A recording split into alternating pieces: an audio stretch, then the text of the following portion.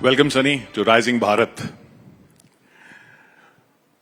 Last year, September 2024 में cabinet ने आयुष्मान भारत प्रधानमंत्री जन आरोग्य योजना लॉन्च की, विच वॉज 5 लाख का इंश्योरेंस मिलेगा, हेल्थ इंश्योरेंस 70 साल से ऊपर के लोगों को. You going to be 68 this year. 2 साल में आप भी एलिजिबल हो जाएंगे. यहां पे लोगों को आइडिया नहीं है कि हम जिस सनी देओल को देखते आ रहे हैं, ये 2.5 किलो का हाथ 68 इयर्स ओल्ड है. Please give me a round of applause. तो ये बताइए, ये फिटनेस का राज क्या है? आपको तो जरूरत नहीं पड़ेगी आयुष्मान भारत की. देखिए, पहले तो मुझे पता नहीं मेरी उम्र क्या है, क्योंकि कभी सोचा नहीं इसके बारे में और पता नहीं चला वक्त कब गुजर गया.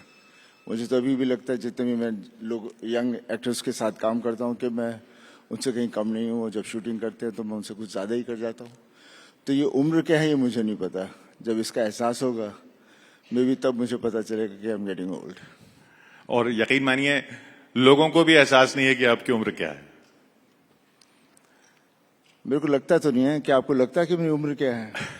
आई मीन ऑब्वियसली हम लोग बात करते रहते हैं, लेकिन मैं लगता तो वैसा नहीं हूं. अभी भी किसी के साथ पंगा लेना तो ले लूंगा. आपने हैंडपंप उखाड़ लिया, खंबा उखाड़ लिया, अब अगली फिल्म में आपको पंखा उखाड़ रहे हैं. देखिए, जब इमेज बन जाता है उखाड़ने का तो लोग उखाड़ते ही रहते हैं, खुड़वाते ही रहते हैं मुझसे. ये बताइए, ये पर्सोना जो है बना है कि सनी देओल, वो गाना भी बन गया. आपने वो गाना सुना होगा जो राजू पंजाबी का, कि सनी देओल सी बॉडी से. ये आपने जब सबसे पहले सुना तो कैसा लगा आपको? पहले मैं जब सुन रहा था तो मुझे सोचा ये मेरे बारे में ही है क्या है. पर आहिस्ता आहिस्ता समझ में आया क्या है. और इट्स वेरी कॉम्प्लीमेंटिंग. और मैं क्या कह सकता हूँ, लोगों का प्यार है और चीजें बनती रहती हैं. आपने ये सोच के बनाया पर्सोना? कभी सोचा कि ऐसा पर्सोना बनाऊं, मतलब मसल्स और मस्कुलर माचो इमेज? नहीं, कुछ ऐसा सोचा तो नहीं था, बट हमारे जेनेटिकली हम हैं ही वैसे, पापा से चलते आ रहे हैं. और ऑब्वियसली हमारा जिस तरह की फैमिली है, हम हमेशा सच्चाई के साथ ही चलते हैं. और जब भी कोई 2.5 किलो के हाथ की बात करता है, मैंने बात 2.5 किलो के हाथ की नहीं है, बात आपकी सच्चाई की, आपकी ताकत, उसमें ताकत होती है. और बहुत कम लोगों को पता है कि आपने एक्टिंग की ट्रेनिंग ली. आप एक्टिंग स्कूल गए इंग्लैंड में. वो कैसे हुआ था? खैर, क्या वेरी शाय, शायद दिखता भी है कितनी बार, और मैं हूँ भी बहुत. और जब मैंने अपना करियर शुरू किया था तो मैं इंडिया में नहीं कर पा रहा था, बिकॉज लोग जानते थे, और पापा, मैं उनका बेटा हूँ, तो सही ढंग से लोग बिहेव नहीं करते थे. तो मैं चाह रहा था मैं वहाँ जाऊँ जहाँ कोई मुझे जानता ना हो. इसलिए मैं इंग्लैंड गया था और join the old rep theatre in Birmingham. I was there for a year and a half. And खैर वहाँ पर बेसिक अपनी शर्म निकालनी थी and be treated like a normal person. तो काफ़ी अच्छा रहा and it was a great experience. Admission कैसे हुआ? एडमिशन मैंने उस वक्त, जब शशि कपूर जी थे, वो वहाँ किसी को जानते थे, तो उनके थ्रू मुझे एडमिशन मिली थी. शशि कपूर जी? हाँ जी. तो उन्होंने रिकमेंड किया कि? हाँ जी, उन्होंने मुझे कहा बेटा तुम वहाँ जाओ, वहाँ it will be good for you. और उसके बाद आपने बेताब की? उसके बाद बस फिर बेताब, फिर ढेर सारी और फिल्में. और वो जो कहानी है कि बेताब के लिए आपका लिए दूध आता था लंदन से? नहीं, ये सब बातें अजीब अजीब सी बातें मैंने तो कभी सुनी नहीं. लेकिन लोग, आई मीन, जब एक दफा आप you become a popular public figure, तो बातें फिर बननी शुरू हो जाती हैं. ये बताइए, अब आपकी जो फिल्म आ रही है, ये साउथ के प्रोड्यूसर्स के साथ आप कर रहे हैं, जिन्होंने पुष्पा 2 बनाई, तो सबसे बड़े वालों को आपने पकड़ लिया. पर ज्यादातर जो हिंदी फिल्म में एक्टर्स जो कर रहे हैं साउथ के, वो रीमेक्स कर रहे हैं. ये तो कोई रीमेक नहीं है, ये ओरिजिनल स्टोरी है. ये फिर आपने साउथ के प्रोडक्शन हाउस से क्यों टैप किया? देखिए, मैं आजकल के इंटरव्यूज में कह ही रहा हूँ कि जब मैंने पहली गदर की थी, इतनी सक्सेसफुल हो गई थी कि मेरी दुकान बंद हो गई. और जब दूसरी गदर आई तो फिर से दुकान खुल गई।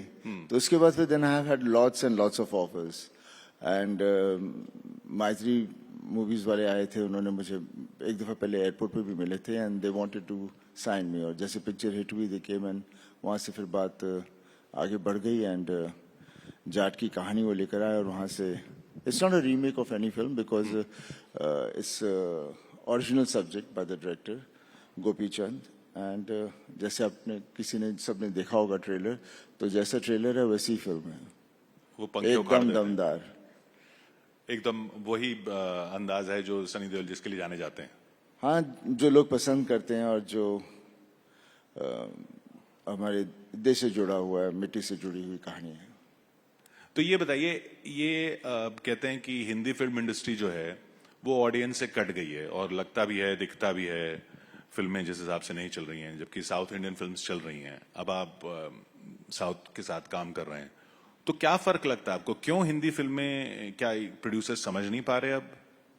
नहीं, क्या होता है कि हर चीज का एक तरह से एक सीजन सा चलता है। जब एक तरह का सिनेमा बहुत चलता है, फिर जब वो उस पर ज्यादा ही वो लोग उस तरह का ही सिनेमा बनाने लग जाते हैं तो फिर लोग भी तंग आ जाते हैं। और इसके अलावा हम जो हिंदी में बना भी रहे थे वो बेसिकली हमारी सोसाइटी और जो हमारे व्यूअर्स हैं, विच आर मोर देन 99% जो हमारे व्यूअर्स हैं, वो उसे आइडेंटिफाई नहीं कर पा रहे थे।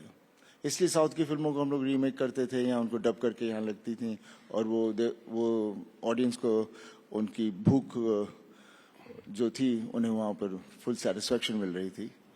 आई think that was the only reason, otherwise ऐसा कुछ नहीं था, बिकॉज ऐसा सिनेमा मैं बहुत सालों पहले से भी करता आ रहा हूँ। एंड हम जब शहरों में होते हैं तो हमारी सोच और जो वहाँ पे पलते भी हैं बच्चे और जो भी चीज़ें आती हैं कॉर्पोरेट्स आगे सब, तो उनकी सोच बहुत ही फॉरेन और बहुत ही शहर के वहाँ तक ही रहती है। जो देश में हो रहा है उससे ज़रा दूर ही चले जाते हैं। तो आई थिंक हम थोड़े दूर चले गए थे, अब मेरे को लगता है वापस आ जाएंगे। तो जब दूर चले गए थे तब आपको लगता था कि ये जो फिल्में आ रही हैं या ऑफर भी हो रही हैं वो ऑडियंस उनसे आइडेंटिफाई नहीं कर पाएगी? नहीं, खैर जैसे मैंने कहा, गदर टूट के पास मेरे पास ज्यादा ढेर सारे ऑफर्स हैं। उसके पहले ऐसी फिल्में आ ही नहीं रही थी, और गदर भी जब हम कर रहे थे तो काफी हमारे इंडस्ट्री के अंदर तो यही था कि बहुत पुरानी चीज है, ये कहाँ ओल्ड स्कूल है, ये वो वगैरह था। लेकिन जब जनता को जो चाहिए था, जनता ने कहा नहीं भाई हमें तो यही चाहिए, तो वहाँ से फिर हमारे प्रोड्यूसर्स की, हमारे फिल्म मेकर्स की थोड़ी सोच बदलनी शुरू होगी। एंड आई एम श्योर ये साल या अगले साल तक सब्जेक्ट्स उस तरह के आएंगे जो which will reflect our society, reflect our country. अब आपकी जो और फिल्में आ रही हैं, आप रामायण में काम कर रहे हैं। जी हाँ। तो रामायण में, और जैसा हमने सुना है, हनुमान का किरदार आप कर रहे हैं। जी। आप रिलीजियस हैं? रिलीजियस मीन्स भगवान में मानते हैं या नहीं? कौन भगवान में नहीं मानता? और हम हैं, भगवान की वजह से हैं। बस उनका यही कहना है कि जिंदगी जियो, अपने आप को कॉम्प्लिकेट मत करो, बी हैप्पी, सबका भला सोचो, किसी को दुख मत दो। This is what my grandmother, grandfather हमें यही शिक्षा दी है, और हम उसी तरह से चलते जा रहे हैं। तो हनुमान जी का किरदार निभाने का जब ऑफर आया तो क्या सोचा आपने कि कैसे करना है इसको? चैलेंज तो रहेगा? देखिए, एक्टर्स के लिए हर चीज चैलेंज होती है, लेकिन मजा उसी में आता है। और फिर कहानी द स्क्रीन पे जिस तरह से लिखा जाता है, हमें उसे निभाना होता है और डायरेक्टर के हिसाब से चलना होता है। And definitely get into the characterization completely, तभी जाके लोग उसे बिलीव करेंगे कि हम वो कैरेक्टर को प्ले कर रहे हैं। और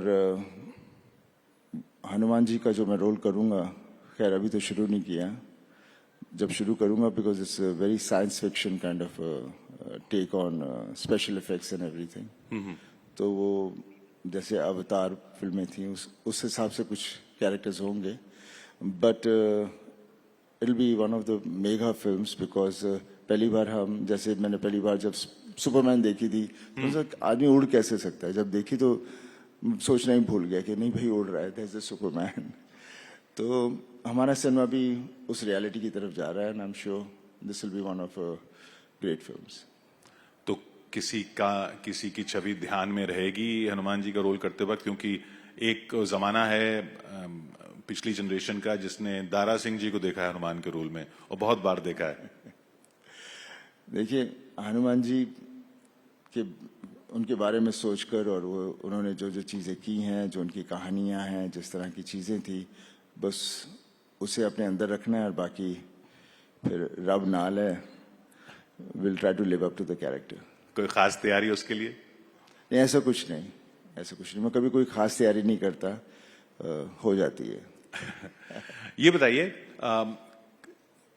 बॉबी देओल तो विलन बन के बहुत बड़े स्टार फिर से हो गए। ये आपको डर नहीं लगा जब वो करने चले थे विलन का काम? देख, वी आर एक्टर्स, विलन का रोल हो, हीरो का रोल हो या जो भी हो, we are suppose to do that, and तभी हमें मजा आता है जब हमें अलग अलग तरह के कैरेक्टर्स दिए जाते हैं। और अक्सर लोग देते नहीं दूसरे कैरेक्टर्स, बिकॉज आपका इमेज ऐसा बन जाता है तो आपको वहां से कोई कहानी नहीं मिलती जिससे आप अपना इमेज तोड़ के दूसरी तरफ चले जाओ।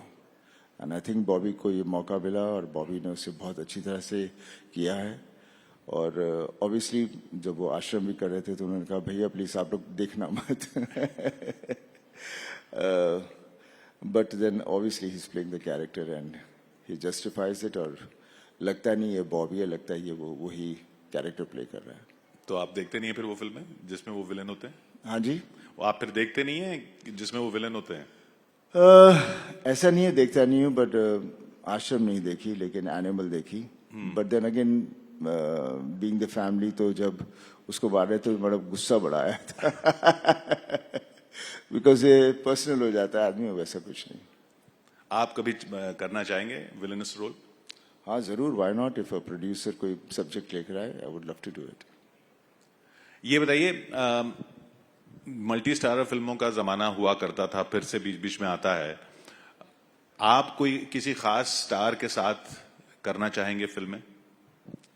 देखिए, स्टार्स ढेर सारे हैं, किसी के साथ भी कर लेंगे। फिलहाल मैंने कहा था कि मैंने एक फिल्म शाहरुख के साथ डर की थी, तो I wouldn't mind to do एक दूसरी फिल्म एक और करते हैं, देखते हैं आज के जमाने में हम क्या कर पाएंगे। शाहरुख के साथ? वो तो कहा जाता था आपका झगड़ा था उनसे। झगड़े वगड़े तो होते रहते हैं, साथ में समझौता भी हो जाता है। पर वो नाराजगी आपकी उनसे थी या डायरेक्टर से थी? ऐसी कोई नाराजगी मीन्स उस वक्त जो भी था सो हो गया, वक्त गुजर गया है। उसके बाद सबको समझ आ गई कि क्या सही था क्या गलत था, तो उसे वापस दोहराने का कोई मतलब नहीं तो आगे कैसे बढ़ेंगे। और फिर आमिर खान भी आपके लिए एक फिल्म ले आए। जी हाँ, ये हमारी फिल्म है जो है जिसने लाहौर नहीं देखा, एंड वो प्ले है जो कई सालों से हम लोग कोशिश कर रहे थे उससे बनाने का, लेकिन बिकॉज सक्सेस नहीं था तो फाइनेंशियली उसे बनाना मुश्किल हो रहा था। जैसे गदर चली तो obviously we were very delighted कि कोई बनाएगा, and Aamir was the first person जो आया कि सनी मैं एक बनाना चाहता हूँ। मतलब why not, we been waiting to do this film. And Raj और हम दोनों ने 3 फिल्में की हैं, उसके बाद हमने कई सालों से कुछ किया नहीं है। So from the fan point of view, people out there they would love to see us together. तो उस तरह से ये सिलसिला शुरू हुआ। चलिए, ऑडियंस बहुत इंतजार कर रही है आपसे कुछ सवाल पूछने के लिए। Can we have some audience questions please? Audience बहुत ही चुप है। सत श्री अकाल पाजी। सत श्री अकाल। सत श्री अकाल। किथे I am all together from Punjab Phagwara. इथे दिस वाल लेफ्ट राइट मैंने समझ। हाँ जी देख। ਸਤਿ ਸ੍ਰੀ ਅਕਾਲ ਭਾਜੀ। ਸਤਿ ਸ੍ਰੀ ਅਕਾਲ। ਸੀਰੀਅਸਲੀ ਅਸੀਂ ਫਿਰ ਚਾਹਾਂਗੇ ਤੁਸੀਂ ਫਿਰ ਤੋਂ ਸਾਡੀ ਕਨਸਟੀਟੂਐਂਸੀ ਨਾਲ ਆਓ ਤੇ ਉਦਾਂ ਦਾ ਹੀ ਪਿਆਰ ਪਾਓ, because you all represent Punjab on the international platform, ਤੇ ਅਸੀਂ ਚਾਹਾਂਗੇ ਤੁਸੀਂ ਫਿਰ ਤੋਂ ਆਓ, ਫਿਰ ਤੋਂ ਲੜੋ ਤੇ ਪੰਜਾਬ ਨੂੰ ਰਿਪਰੈਜ਼ੈਂਟ ਕਰੋ। ਦੇਖੋ, ਮੈਂ ਹੁਣ ਜਿੱਥੇ ਹੈਗਾ ਪੂਰੇ ਮੁਲਕ ਲਈ ਲੜ ਰਿਹਾ ਹਾਂ। ਨਹੀਂ, ਸਟਿਲ ਆਈ ਵਾਂਟ ਨਾਲੇ ਜਿੱਥੇ ਮੈਂ ਫਰਮ ਪੰਜਾਬ, जिस तरह मैं पंजाब मेरा घर है, हमेशा मेरा घर रहूगा तो मैं घर वाल हमेशा आऊँगा, इदां दी गल नहीं है। तो जिमें असी जिदा असी एक्टर्स हैं, we are blessed people because we belong to the whole world. Actually सब जगह से सानू लोग प्यार करते हैं, असी सारे नाल जुड़े हुए हैं।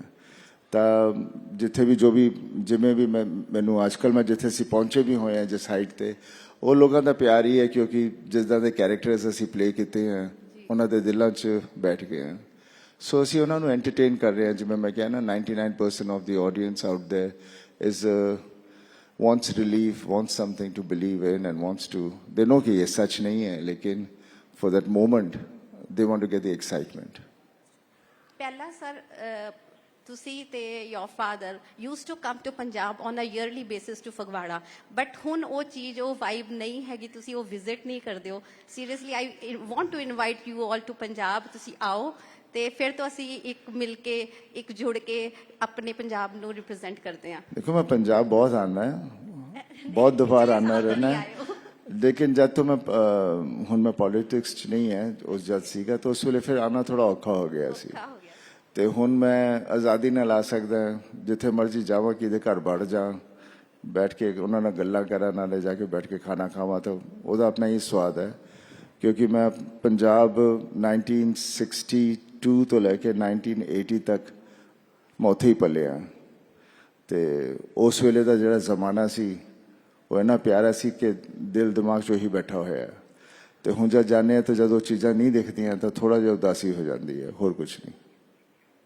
थैंक यू या नमस्कार सर, हम सभी आपके बहुत बड़े फैन हैं सर। आप एक सेलिब्रिटी हैं और एक पॉलिटिशियन भी हैं, तो मेरा क्वेश्चन आपसे यह है कि आप दोनों चीजों में बैलेंस कैसे करते हैं? खैर मैं अभी पॉलिटिक्स में नहीं हूँ इस वक्त था और बैलेंस नहीं कर पाया इसलिए मैं वापस घर आ गया हर आदमी की एक लिमिट होती है कहाँ उसे क्या सूट करता है सो मैं जहां से शुरू किया था मैं वापस वहां हूं यस नमस्ते भाजी हाँ जी हाँ जी सर मेरा एक क्वेश्चन था पॉलिटिकल जिस पे आपकी राय जाननी थी की जान लिए सर राय जाननी थी आपकी एक पॉलिटिकल क्वेश्चन है पॉलिटिक्स में बहुत ही कमजोर है ट्राई करते हैं कुछ सर जैसे अमेरिका ने हमारे लोगों को यहाँ भेज दिया जिनके एक्सपायर हो गए थे वीजा या फिर इलीगली जो वहाँ चले गए थे उनको एक गलत तरीके से भेजा गया उस पर आपकी राय क्या है मैं सवाल क्या पूछा जो अमेरिका इलीगल तरीके से इंडियंस चले गए थे उनको डिपोर्ट कर दिया अमेरिका ने और पंजाब से काफी थे तो उनके लिए आप क्या कहेंगे देखो जो होया वो अच्छा नहीं सी लेकिन आप अभी इलीगल तरीके नाल उत्थे गए सी लेकिन इन्हें सारा तो उत्थे सी तां जिस तरह उन्होंने किया वो होना नहीं चाहिए सीगा इज्जत नाल भी भेज सकते सी तो बेसिक उस हिसाब नाल बहुत ही गलत होया ते जो गलत है सो गलत है थैंक यू एक आप भी तो लीगल तरीके से नहीं गए थे गदर में तो वही कह रहे हैं ना पर उस वक्त बात ये थी कि अपनी बीवी और अपने को उसको वापस लाना था तो उस वक्त तो फिर जब जट हुंदा था फिर वो थोड़ी ना देखता केड़ी कंट्री कितने है वो जाके लेके आ जाता है तो इसी बात पर चलते चलते उसी फिल्म का वो डायलॉग हो जाए जो राइजिंग भारत पे बिल्कुल सूट करता है हिंदुस्तान जिंदाबाद था जिंदाबाद है और जिंदाबाद रहेगा thank you so much Sunny Deol thank you